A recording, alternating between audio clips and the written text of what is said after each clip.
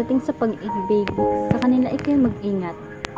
Tunay ang kausayan pagdating sa pagpapamulat, ngunit mahusay din sila sa pag-iwan ng sugat.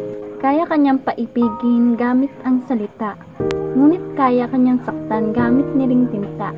Kaya iwasang umibig sa manunulat kung hindi mo gustong magkaroon ng peklat. Binibini, hindi mo ba alam na makapangyarihan ng pag-ibig? Pilat man ay dumampi, kalasag ko ang aking kakampi. Kaya pag-ibig sa manunulat ay di mag-aatubili, dahil isa rin akong manunulat at kaya kitang paibigin gamit ang pagsulat. Batid ko makapangyarihan si pag-ibig, sa lakas ng kanyang kapangyarihan. Natakot na akong umibig, pagkat batid kong may kapalit na sakit ang bawat kilig. Ngayon na nasambit ko ang salitang kilig, hindi ba't ganyan ang inyong hilig?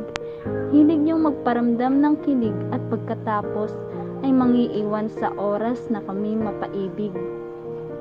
Binibini ang sakit ng iyong tinuran, puso ko'y parang tinusok ng iyong salitang binitawan. Pakiusap, huwag mo sana akong huhusgahan.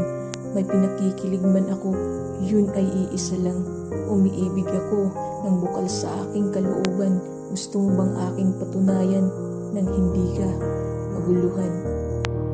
Paumanhin, Ginoo, kung sa aking mga binitawan ikaw ay nasaktan, ngunit ang mga binitawan ko'y binasi ko sa aking napagdaanan. Kaya patawad kung ang katulad nyo'y aking nahusgahan, pagkat ang mga katulad nyo'y minsan ko nang pinagkatiwalaan, ngunit ang kapalit lamang pala ng tiwalang iyon ay iwan akong luwaan.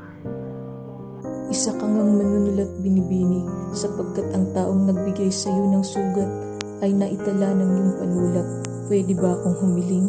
Pagkakataon sana sa akin ay ibigay din, upang pagtitiwala mo'y aking maibalik na rin, at upang umibig kang muli at ating paghahariin. Nagawa kong sumulat dahil sa dinulot niyang sugat. Nais kong tuluyan ng maghilom ang natitirang peklat, pagkat nais kong muling maranasan ang umibig sa isang manunulat, na ang hatid ay ligaya at hindi sugat. Kaya maaari bang ang puso't mata ko'y tulungang imulat na hindi ng sakit ang hatid ng manunulat?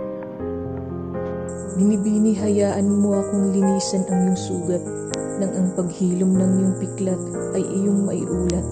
Sa tulong ng isang taong sa iyo ay nagmulat, na huwag matakot muling umibig sa isang manunulat. Halika't sasamahan kitang isulat ang muli mong pag-ibig sa isang